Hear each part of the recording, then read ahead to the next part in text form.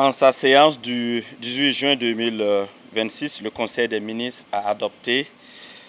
un rapport relatif à une proposition de révocation de 2 agents de police pour des faits qualifiés de détournement des deniers publics d'un montant total estimé à 45 216 000 destinés à la prise en charge des opérations de l'unité mobile d'intervention de la police nationale basée à Kouigny dans la région de Banqui. Avant tout propos, je tiens à rendre un hommage mérité à l'ensemble des forces de défense et de sécurité, à l'ensemble des populations civiles, à l'ensemble des VDP qui se battent jour et nuit pour que le Burkina Faso reste debout.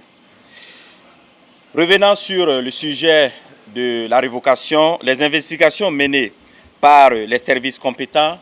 ont permis de confirmer la commission de ces malversations financières qui ont été reprochées à ces 2 agents. En application des dispositions de la loi 027-2018 portant statut du cadre de la police nationale et du décret numéro 2019-04-06 portant règlement de discipline générale de la police nationale, en ce qui concerne la sanction disciplinaire en cas de commission de faute de 3e degré, notamment celle qualifiée d'extrême gravité, le Conseil des ministres entérine la révocation du lieutenant de police Tiao B. Nicolas, matricule 90-605X, chef du service administratif et financier de la direction régionale de la police nationale de Banqui, et du sergent-chef de police Ilboudo Pawentore Marcelin, matricule 309-147H, responsable de la logistique au sein du dit service administratif et financier pour détournement de deniers publics. Aussi, il sied de souligner que la révocation de ces 2 agents est sans préjudice de poursuites judiciaires avec saisie des biens à concurrence de la valeur des biens détournés. C'est l'occasion de rappeler à tous ceux qui sont dans la chaîne financière, les SAF, les responsables logistiques, etc.,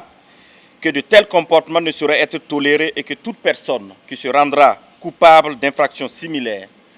particulièrement les sommes destinées à la prise en charge des primes d'opération et d'alimentation des hommes qui sont déployés sur le théâtre des opérations et qui se battent jour et nuit pour que le Burkina Faso reste debout, subira les mêmes sanctions. En tout état de cause, le Conseil a instruit que désormais, la rétribution des prises en charge destinées aux opérations se fera à travers la coopérative militaire et paramilitaire d'épargne et de crédit, Comipec, et ce